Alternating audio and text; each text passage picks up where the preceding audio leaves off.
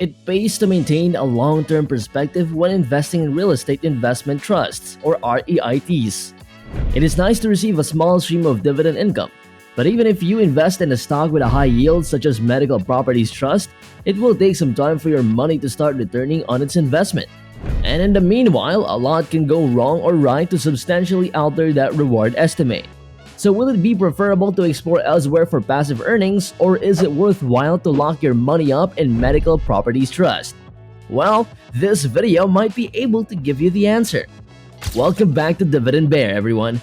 It's great to see you back here. In order to improve the quality of our channel, I would love to hear your thoughts about the channel so far. See anything I can improve on? Feel free to leave your thoughts in the comment section down below. Let me know what other videos you would like me to do, and if you're ready, let's begin with the video. Medical Properties Trust invests in hospital and clinical spaces. As the name didn't already give it away, it then leases these buildings to healthcare organizations. It also invests in joint ventures with some of its tenants, which frequently places it in a position to make successful real estate sales in prominent markets for healthcare real estate like Massachusetts. Due to rising interest rates, most REITs are seeing some hardship, but Medical Properties Trust has had a particularly difficult recent period.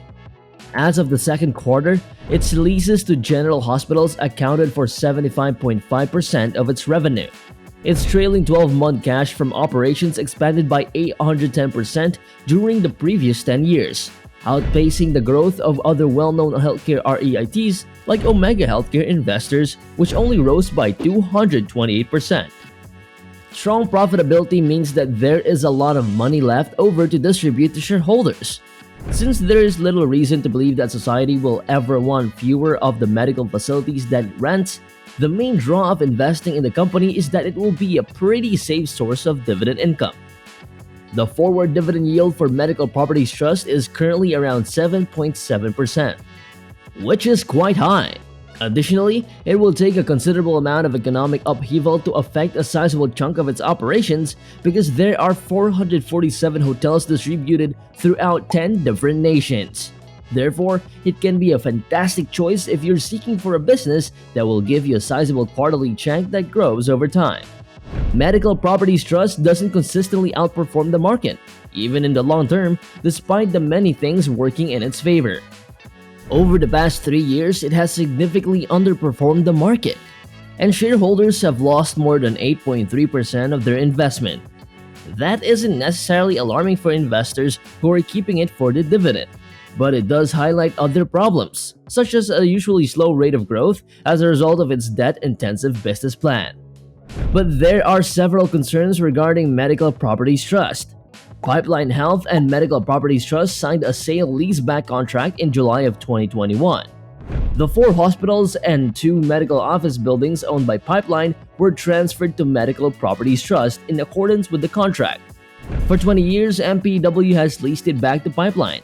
On October 3, Pipeline Health recently declared bankruptcy.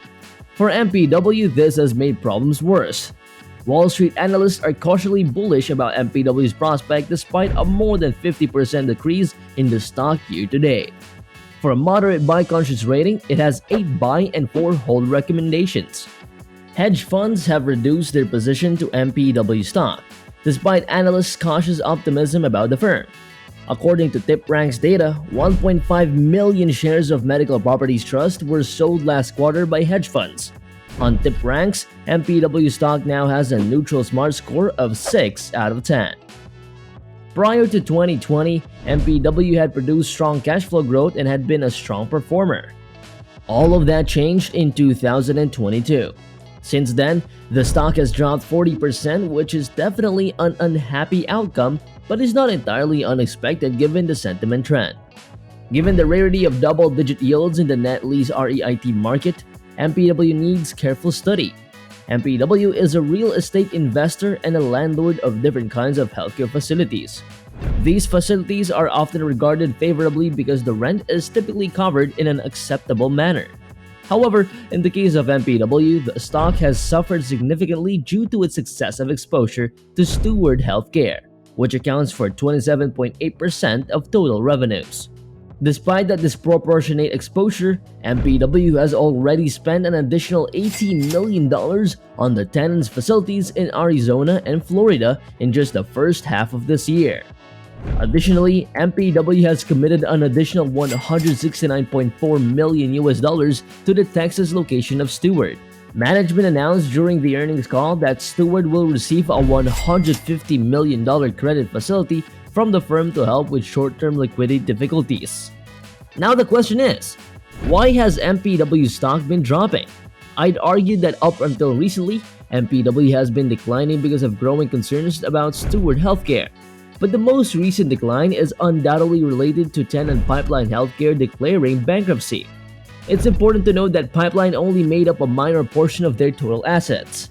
Remember that recovery rates in the hospital net lease sector are not so bad, as MPW knows that tenants may not be able to negotiate lease rates even in bankruptcy. Management had just expressed confidence regarding these assets on the conference call due to their particular properties being operated very profitably. What does the future look like for MPW stocks?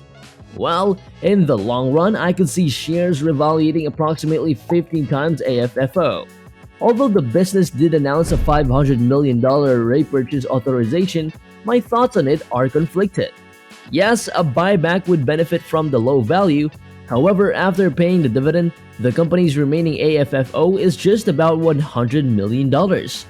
I would not like to see the issuing of debt to support a share buyback because leverage is already pretty high.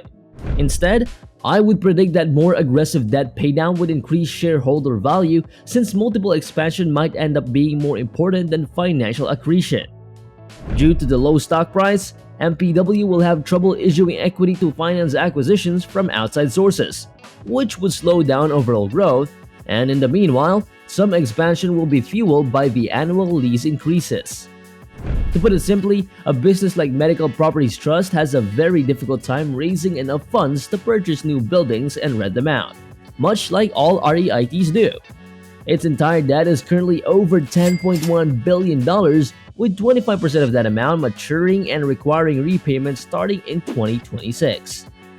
The company's modest growth rate can't be counted on to offset the cost with such a big interest charge on the horizon. Therefore, management must exercise caution when deciding whether to raise the dividend.